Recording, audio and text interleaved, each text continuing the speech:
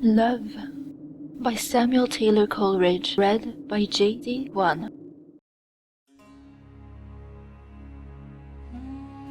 All thoughts, all passions, all delights, whatever stirs this mortal frame, all are but ministers of love, and feed his sacred flame. Oft in my waking dreams do I live o'er again that happy hour, when midway on the mount I lay, beside the ruined tower. The moonshine stealing o'er the scene had blended with the lights of eve, and she was there, my hope, my joy, my own dear Genevieve. She leaned against the armed man, the statue of the armed knight. She stood and listened to my lay, amid the lingering light.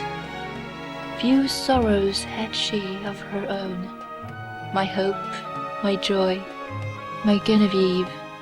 She loves me best whene'er I sing the songs that make her grieve. I played a soft and doleful air, I sang an old and moving story, an old rude song that suited well that ruin wild and hoary. She listened with a flitting blush, with downcast eyes and modest grace, for well she knew I could not choose but gaze upon her face. I told her of the knight that wore upon his shield a burning brand, and that for 10 long years he wooed the lady of the land.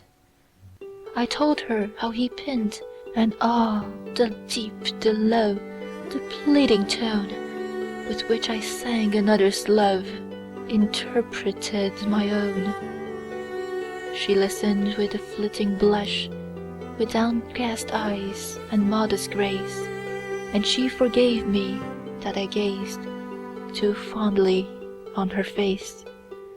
But when I told the cruel scorn that crazed that bold and lovely knight, and that he crossed the mountain woods, nor rested day nor night, that sometimes from the savage den, and sometimes from the darksome shade, and sometimes starting up at once in green and sunny glade, there came and looked him in the face an angel beautiful and bright, and that he knew it was a fiend, this miserable knight, and that, unknowing what he did, he leaped amid a murderous band, and saved from outrage worse than death the lady of the land.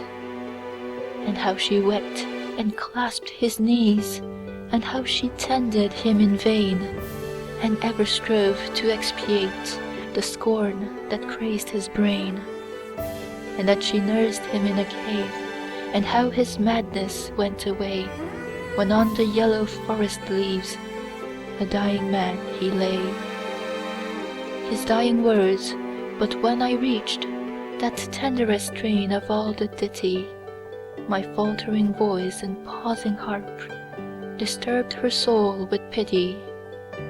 All impulses of soul and sense had thrilled my guileless Genevieve, the music and the doleful tale, the rich and balmy eve, and hopes and fears that kindled hope, an undistinguishable throng, and gentle wishes long subdued and cherished long. She wept with pity and delight, she blushed with love and virgin shame, and like the murmur of a dream, I heard her breathe my name. Her bosom heaved, she stepped aside, as conscious of my look she stepped. Then suddenly, with timorous eye, she fled to me and wept.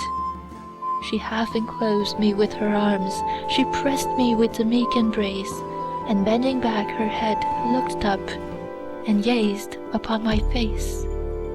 'Twas partly love, and partly fear, and partly 'twas a bashful art, that I might rather feel than see the swelling of her heart.